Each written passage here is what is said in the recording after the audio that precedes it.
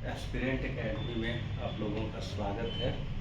अभी कुछ दिनों पहले Jharkhand civil court assistant exam हुआ था। इस एग्ज़ाम में कुल 410 पद थे, टोटल 410 सीट्स थे, जिसके लिए 63,000 लोगों ने फॉर्म भरा था। क्योंकि उस दिन आंदोलन था हमारे झारखंड में, कुर्मी समुदाय के लोगों का आंदोलन था। इस वजह से परिचालन में, ट्रेन के आवागमन में कुछ ना कुछ प्रॉब्लम हो रहा था, जिस कारण से बहुत कम स्टूडेंट्स इस एग्ज़ाम में अपीयर हुए। तो जैसा कि पेपर के माध्यमों से पता चलता है कि कुल 40% स्टूडेंट्स ही एग्ज़ाम दे पाए, यानी कि जो टोटल फॉर्म्स जो भरे थे वो भराया गया था लगभग 63,000, जिसमें से लगभग सिर्फ 25,000 स्टूडेंट्स जो हैं वो एग्ज़ाम दिए हैं। अब हम बात करते हैं कि कितने मार्क्स का ये एग्ज़ाम। तो हम सब लोग जानते हैं कि ये एग्ज़ाम जो था वो टोटल 90 मार्क्स का था, 90 मार्क्स का था, जिसमें 80 MCQ थे और 10 मार्क्स ऐसे के लिए अलॉटेड था। नेक्स्ट चीज एग्ज़ाम के बारे में ये जानना जरूरी है कि एग्ज़ाम के क्वेश्चंस का लेवल कैसा था। तो अगर हम डिफ़िकल्टी लेवल की बात करें तो डिफ़िकल्टी लेवल जो था एग्ज़ाम क्वेश्चंस का वो इजी टू मॉडरेट था। कुछ क्वेश्चन, कुछ सेक्शंस बहुत टफ थे, जैसे आपका जीके जीएस हो गया, टफ सेक्शन था वो। मैथ्स और रीजनिंग वाला सेक्शन था, तो उसमें कुछ क्वेश्चंस बहुत इजी थे, तो कुछ क्वेश्चंस मॉडरेट लेवल के भी थे जो कि स्टूडेंट्स को थोड़ा परेशान किए थे। जहाँ तक बात रही इंग्लिश की, तो इंग्लिश लगभग जो आपका इंग्लिश का जो पेपर था, इंग्लिश का पेपर लगभग इजी लेवल का था। एक एवरेज स्टूडेंट, एक अच्छे स्टूडेंट 18 से 19 क्वेश्चन सॉल्व किए होंगे। तो हम लोग देखते हैं क्वेश्चंस का एनालिसिस कर लेते हैं। सबसे पहले इंग्लिश सेक्शन, जो अपना पहला सेक्शन था वो इंग्लिश, उसमें टोटल 20 MCQ पूछे गए थे और उन 20 MCQ का अगर डिफ़िकल्टी लेवल देखा जाए तो 20 क्वेश्चन डिफ़िकल्टी लेवल इजी था और एक अच्छे स्टूडेंट्स जिनको क्वालिफाई करने का चांस ज़्यादा है वो 18 से 19 MCQ सही सॉल्व किए होंगे। दूसरा जो सेक्शन आता है वो मैथ से रीजनिंग आता है। मैथ रीजनिंग में टोटल 30 MCQs थे और अगर इसका डिफ़िकल्टी लेवल को देखा जाए तो difficulty level easy to moderate था। तो एक अच्छे स्टूडेंट जो क्वालिफाई करेंगे एग्जाम, वो लगभग 25 से 27 क्वेश्चन सही सॉल्व किए होंगे। तीसरा सेक्शन जो था वो जीएस था, जनरल स्टडीज का सेक्शन। इसमें भी 30 क्वेश्चंस पूछा गया था। ये जो सेक्शन था इसका जो डिफ़िकल्टी लेवल था वो मॉडरेट टू डिफ़िकल्ट था। ये क्वेश्चन था जो स्टूडेंट्स को बहुत परेशान किया। कुछ तो ऐसे क्वेश्चंस थे जो कि अगर आपका तुक्का सही हो गया तो सही हो गया, नहीं तो आप स्टूडेंट्स पढ़े ही नहीं होंगे कभी उस टॉपिक्स को।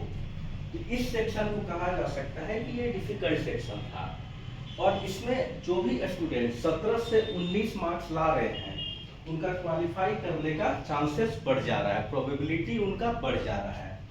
उसके बाद फिर 10 मार्क्स का एसे था। 10 मार्क्स के एसे में एक अच्छे स्टूडेंट को जो क्वालिफाई करना चाहते हैं या करने के योग्य हैं, वो एसे में 4 से 6 मार्क्स जरूर स्कोर करेंगे। तो इस तरीके से अगर देखा जाए तो ओवरऑल डिफिकल्टी देखा जाए, ओवरऑल डिफिकल्टी लेवल अगर देखा जाए क्वेश्चन पेपर का, तो वो इजी टू मॉडरेट था। बहुत ज़्यादा इजी भी नहीं था, बहुत डिफिकल्ट भी नहीं था। अगर इसको रखा जाए तो इजी टू मॉडरेट के श्रेणी में हम लोग इस क्वेश्चंस को, इस एग्जाम को रख सकते हैं। अगला चीज है कट ऑफ प्रिडिक्शन के लिए बहुत सारे फैक्टर्स होते हैं। पहले हम उन फैक्टर्स पर ध्यान देते हैं कि क्या क्या फैक्टर्स हैं जो हमारे कट ऑफ प्रिडिक्शन में हेल्पफुल है। सबसे पहला बड़ा चीज है कि थोड़ा देखिए, निगेटिव मार्किंग इस एग्जाम में नहीं है। क्योंकि निगेटिव मार्किंग इस एग्जाम में नहीं है तो हर एक स्टूडेंट को 4 से 5 नंबर का फायदा होता है, क्योंकि अगर वो 10, 15 से 20 क्वेश्चन भी तुक्का मारते हैं तो एक प्रोबेबिलिटी है कि 4 से 5 क्वेश्चन उनका सही हो जाता है। इस कारण से कट ऑफ क्या होता है, थोड़ा सा कट ऑफ बढ़ सकता है। दूसरा, वन स्टेज एग्जामिनेशन। ये जो रिटन पीटी और मेंस नहीं है, सिंगल स्टेज का एग्जाम है, रिटन एग्जाम। इसके बाद आप लोग जानते हैं कि टाइपिंग टेस्ट है।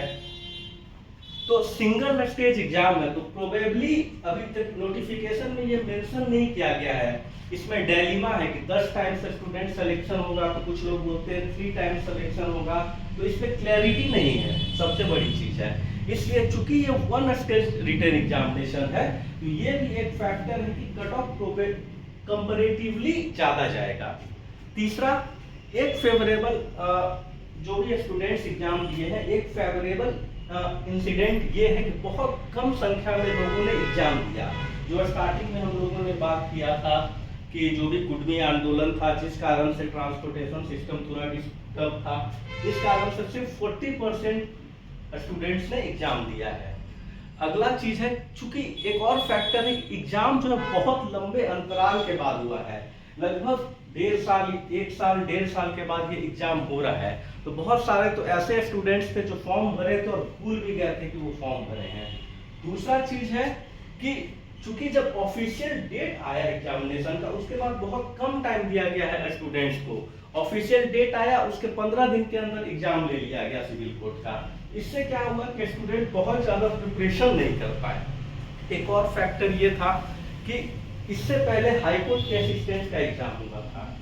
जब हाईकोर्ट का असिस्टेंट का एग्जाम हुआ तो बहुत सारे स्टूडेंट, एक नॉर्मल स्टूडेंट जो प्रिपरेशन करता है, तो हाईकोर्ट के असिस्टेंट के एग्जाम के हिसाब से प्रिपरेशन कर रहा था। लेकिन जब वो सिविल कोर्ट के एग्जामिनेशन का क्वेश्चन पेपर देखें तो इंटायरली डिफरेंट था।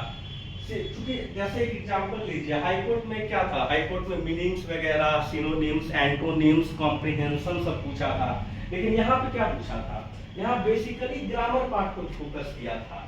मोस्टली जो इंग्लिश का क्वेश्चन था वो ग्रामर से था। तो ये सब फैक्टर है जो कि आपका कट ऑफ को डिसाइड करने में हेल्प करेगा। आप कट ऑफ के एनालिसिस में आपके समझ को बढ़ाएगा। अब हम लोग चलते हैं कि फाइनली कट ऑफ क्या रख सकता है। ये एक एक्सपेक्टेड कट ऑफ है, उम्मीद करते हैं कि इसी के अराउंड जो हमारा जो कट ऑफ है, इसी के अराउंड कट ऑफ रहेगा। सबसे पहले जनरल के लिए, जनरल का जो कट ऑफ हमारे हिसाब से रहेगा वो 64 से लेके 70 रहेगा। एक रिमार्क है कि ये जो कट ऑफ हम बता रहे हैं, ये जो कट ऑफ एस्पिरेंट एकेडमी की तरफ से बताया जा रहा है, ये cut off out of 90 marks है।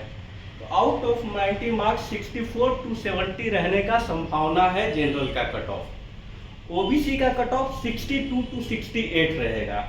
यहाँ पे एक रिमार्क है, एक क्वेश्चन है, ये भी है कि हो सके कि ओबीसी और यूआर का कट ऑफ सेम हो सकता है, क्योंकि झारखंड में बहुत सारे एग्जाम में ऐसा देखा गया है कि यूआर और ओबीसी का जो कट ऑफ है वो लगभग 1-2 नंबर आगे पीछे या फिर लगभग बराबर हो जाता है।